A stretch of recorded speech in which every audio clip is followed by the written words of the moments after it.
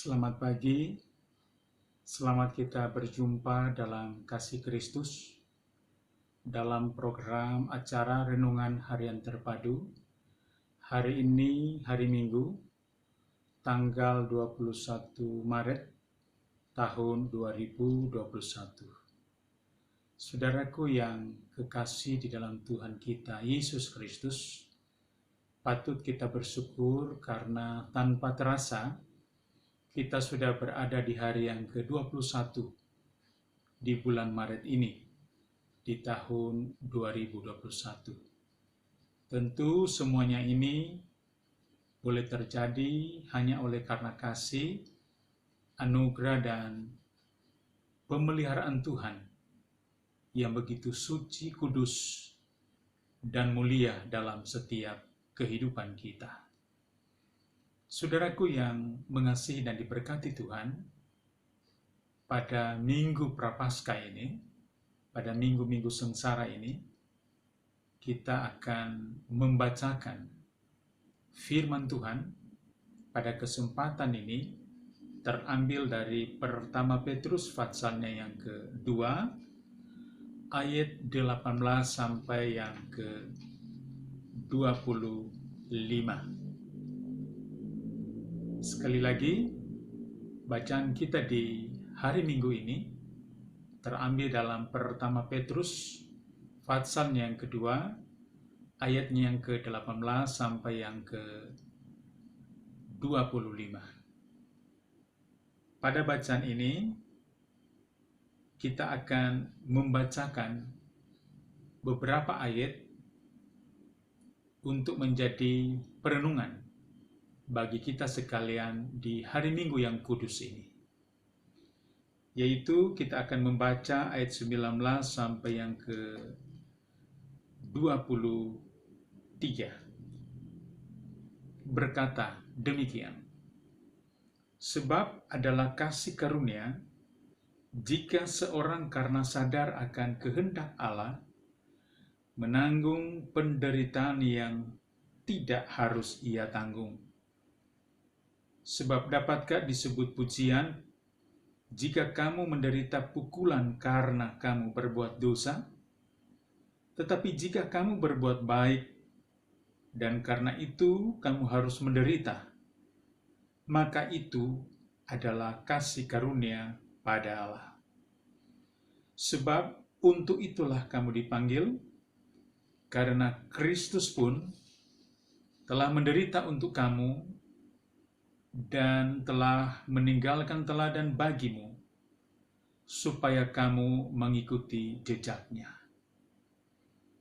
Ia tidak berbuat dosa, dan tipu daya tidak ada dalam mulutnya. Ketika ia dicaci maki, ia tidak membalas dengan caci maki.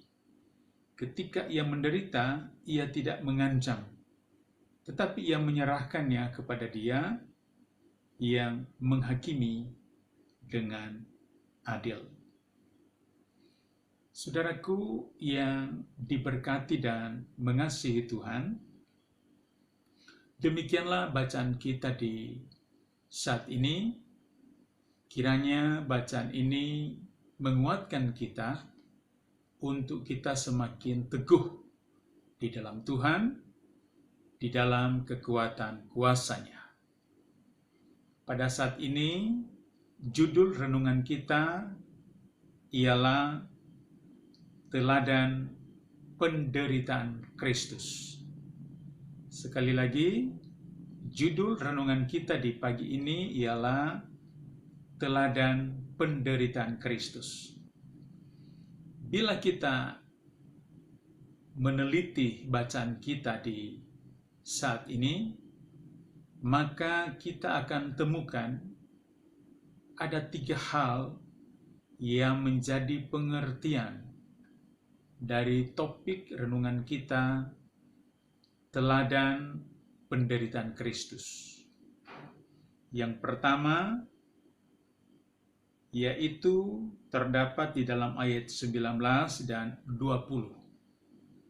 Saya dapat katakan bahwa pertama, adalah kasih karunia atas kehendak Tuhan apabila kita menanggung penderitaan yang tidak harus kita tanggung.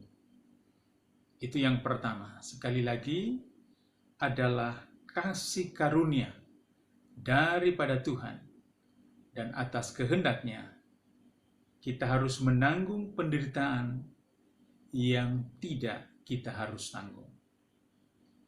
Saudaraku yang diberkati oleh Tuhan, Tuhan Yesus ketika menanggung penderitaannya di atas kayu salib, ia tidak berdosa, tetapi dijadikan berdosa, dan kemudian kepadanya ditimpahkan segala sesuatu yang menjadi dosa bagi dunia ini, ditanggung olehnya di atas kayu salib. Nah, teladan penderitaan Kristus ini perlu kita maknai dalam kehidupan kita mengiring Tuhan, bahwa ketika kita berada dalam situasi yang sebenarnya di dalamnya kita tidak melakukan sesuatu yang bukan kita harus tanggung, tetapi kemudian kita dinyatakan terlibat di dalamnya, menurut catatan firman Tuhan, itu adalah bagian kasih karunia dalam hidup kita. Sebab ketika kita berbuat baik, dan karena itu kita mendapatkan balasan yang tidak seperti yang kita harapkan, maka itu adalah kasih karunia daripada Tuhan. Namun sebaliknya, apabila kita melakukan hal yang tidak memuliakan Tuhan, dan kemudian kita mendapatkan balasan yang setimpal, tentu itu bukanlah sebuah kasih karunia. Karena itu kita dapat memahami pada kesempatan ini bahwa ternyata sebuah kasih karunia terjadi kepada setiap orang apabila ia tidak melakukan kejahatan, dan kemudian kepadanya ditimpahkan bahwa dia berbuat jahat. Itu yang disebut dengan kasih karunia. Saudaraku yang mengasihi dan diberkati Tuhan, teladan pengorbanan Kristus kiranya dapat kita wujudkan, sekaligus kita dapat pahami, dan kemudian kita dapat aplikasikan dalam setiap kehidupan kita setiap hari. Bagi orang yang percaya kepada Tuhan, dalam situasi yang tak pernah kita rindukan atau tidak pernah terbayang dalam hati dan pikiran kita, kita dituduh untuk melakukan sesuatu yang tidak sesuai dengan kehendak Tuhan. Padahal kita tidak melakukannya, maka sekali lagi dapat kita maknai itu adalah kasih karunia daripada Tuhan. Tentu hal itu bukan sepantasnya yang kita harus tanggung. Penderitaan mental, moral, dan sebagainya tentu dapat kita rasakan, dan itu adalah bagian kasih karunia yang harus terjadi dalam kehidupan kita. Itu dapat kita ambil hikmahnya dari topik kita, teladan penderitaan Kristus. Makna yang kedua dapat kita lihat di dalam ayatnya yang ke-21, bahwa di sana dikatakan yang kedua adalah kita harus mengikuti jejaknya. Sebab firman Tuhan katakan, untuk itulah kamu dipanggil. Artinya, panggilan Tuhan dalam kehidupan kita bukan saja tentu hal-hal yang menyenangkan, tetapi juga bila mana terjadi hal-hal yang di luar dugaan kita, dan itu menimpa hidup kita, itu juga merupakan bagian kehendak Tuhan yang harus kita hadapi, seperti yang telah Tuhan Yesus lakukan di atas kayu salib. Dan minggu-minggu Paskah ini, Prapaskah ini, kita dapat memperingatinya, sehingga kita dapat mengikuti jejaknya. Ini menjadi sesuatu yang amat penting di dalam perjalanan kehidupan kita, agar kita dapat memaknai dan meneladani teladan Kristus, teladan pengorbanannya di atas kayu salib. Saudaraku yang diberkati dan mengasihi Tuhan, yang kedua ini, yaitu kita harus mengikuti jejaknya, dapat kita maknai bahwa segala sesuatu yang terjadi di dalam kehidupan kita, itu juga kita harus serahkan kepada Tuhan, sumber kehidupan. Karena apa yang terjadi sekali lagi adalah di luar dugaan kita. Dan kita harus mengikuti jejaknya. Karena Tuhan telah memberi teladan bagi kita. Dan kita patut mengikuti teladan daripada Tuhan. Mungkin kita tidak disalibkan, tetapi kita harus dapat memaknai bahwa ketika kita menjalani kehidupan dan ditemui hal-hal yang membuat kehidupan kita mungkin mengalami hal-hal yang terpuruk, kita merasa disisihkan, kita merasa tidak dihargai, atau mungkin dianggap remeh dan seterusnya, kita harus menyerahkan semuanya itu kepada Tuhan, karena Dialah Hakim yang adil yang akan mengadili setiap orang seturut dengan perbuatannya. Karena itu, saudaraku yang diberkati dan mengasihi Tuhan, teladan pengorbanan Kristus ini mari kita aplikasikan dalam kehidupan kita, tentu dengan cara kita mengucap syukur kepada Tuhan. Ketika kita menghadapi tantangan kehidupan yang tidak harus kita tanggung, dan kemudian kita mengalami segala sesuatu yang tidak kita duga, dan itu terjadi dalam kehidupan kita, mari kita sekali lagi pasrahkan kepada Tuhan, pemilik kehidupan kita. Kita dapat juga mengambil makna yang terakhir, makna yang ketiga, tentang teladan pengorbanan Kristus. Terdapat di dalam ayat yang ke-23. Di sini dikatakan, ketika ia dicaci maki, ia tidak membalas dengan caci maki. Ketika ia menderita, ia tidak mengancam, dan seterusnya. Dengan kata lain, Tuhan Yesus ketika dia mengorbankan dirinya di atas kayu salib dalam kehendak Allah Bapa, mendapatkan perlakuan yang tidak pantas, mendapat segala sesuatu di luar dugaannya. Dan saudaraku, dikatakan ketika ia dicaci maki, ia tidak membalas dengan caci maki. Ia menderita, ia tidak mengancam. Ini memberi pengertian dan pemahaman kepada kita bahwa kejahatan yang terjadi atas dirinya tidak dibalas dengan kejahatan. Saudaraku yang diberkati dan mengasihi Tuhan, dengan teladan pengorbanan Kristus di kayu salib ini, yaitu tidak membalas kejahatan dengan kejahatan, kiranya mewarnai keberadaan hidup kita dalam menjalani kehidupan.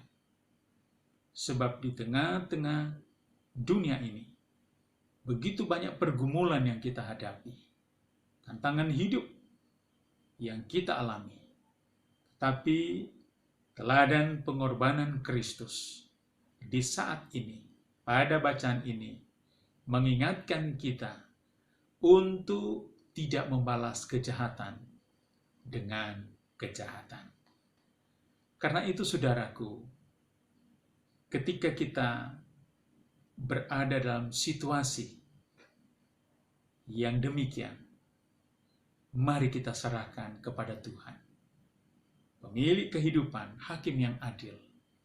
Hanya Dialah sumber berkat dalam hidup kita, membalas setiap orang sesuai dengan perbuatannya. Karena itu, mari kita menyerahkan kehidupan kita ke dalam tangan Tuhan, agar kita diberikan kekuatan, kemampuan, bahkan kesanggupan dalam menghadapi segala bentuk apapun yang datang mengancam kehidupan kita, membuat kehidupan kita tidak rasa nyaman, dan seterusnya. Kita harus tetap tabah, sabar, dan tetap bertekun dalam doa, seraya mohon pengampunan dari Tuhan atas setiap orang yang melakukan kejahatan kepada kita. Mari kita mengikuti teladan Kristus. Kita mendoakan, karena demikianlah panggilan yang terjadi dalam kehidupan kita untuk menjadi berkat dan saling mendoakan, membangun satu dengan yang lainnya. Kiranya tema, topik, judul kita di saat ini, teladan pengorbanan Kristus, dapat kita wujudkan dalam kehidupan kita. Yang kita lakukan, kita dapat praktekkan, dan kita pahami dalam 3 hal. Bahwa ketika kita menanggung penderitaan oleh karena kehendak Tuhan yang tidak harus kita tanggung, maka itu adalah kasih karunia daripada Tuhan dalam setiap kehidupan kita. Karena untuk itulah kita dipanggil. Kemudian yang kedua, kita diajak untuk selalu mengikuti jejaknya, agar kita tetap tabah, kita tetap sabar, dan kita tetap menyerahkan semuanya dalam tangan Tuhan. Apapun yang terjadi dalam kehidupan kita, manakala kita mengiring Tuhan di dalam dunia ini. Yang ketiga, yang terakhir, biarlah kita tidak membalas kejahatan itu dengan kejahatan yang sama, tetapi kita membawa semuanya itu dan menyerahkannya kepada Tuhan, hakim yang adil, yang kepadanya kita dapat memberikan pertanggungjawaban atas setiap kehidupan kita di dalam dunia ini, menurut perbuatan kita, baik itu jahat maupun itu hal yang baik. Kiranya firman Tuhan ini membawa kita hidup lebih berkualitas kepada jalan yang benar, seturut dengan kehendak Tuhan. Tuhan Yesus memberkati kita sekalian, dan di hari yang minggu ini, mari kita tetap setia, kita tetap sabar, dan tetap kita mengandalkan Tuhan. Terpujilah nama Tuhan. Mari kita berdoa.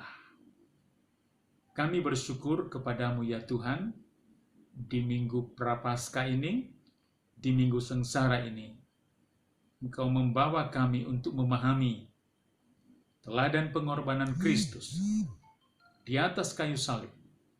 Kiranya memberi kami pengertian, pemahaman, agar teladan Kristus ini dapat mewarnai setiap kehidupan kami dalam menapaki kehidupan. Hamba-Mu berdoa buat saudara-saudaraku, kekasih-kekasihku yang mengikuti, menyaksikan dan mendengar firman Tuhan melalui program acara Renungan Harian Terpadu. Kiranya Tuhan memberikan kekuatan, kesehatan, kemampuan kepada mereka untuk tetap tabah, sabar, tekun berdoa, dan selalu mengandalkan Tuhan dalam kehidupan setiap hari. Terima kasih Tuhan, biarlah di minggu-minggu Prapaskah ini, minggu sengsara ini, kami tetap mengikuti teladan Kristus, karena adalah kasih karunia, segala sesuatu yang tidak harus kami tanggung, dan itu terjadi dalam kehidupan kami. Biarlah Tuhan, hanya kepadamu kami berpasrah dan menyerahkan seluruh keberadaan kehidupan kami. Terima kasih Tuhan Yesus, terpujilah nama-Mu. Ini doa syukur dan penyerahan kami. Kami berdoa bersyukur di dalam berkat kuasa nama Tuhan Yesus Kristus. Amin. Selamat pagi saudaraku. Selamat kita berada di minggu-minggu Prapaskah. Di minggu-minggu sengsara ini, kiranya hikmah daripada minggu-minggu Prapaskah ini, hikmah penderitaan Kristus, makna teladan penderitaan Kristus di atas kayu salib, mewarnai kehidupan kita bagi hormat dan kemuliaan nama Tuhan. Selamat hari Minggu, Tuhan Yesus memberkati kita sekalian. Shalom.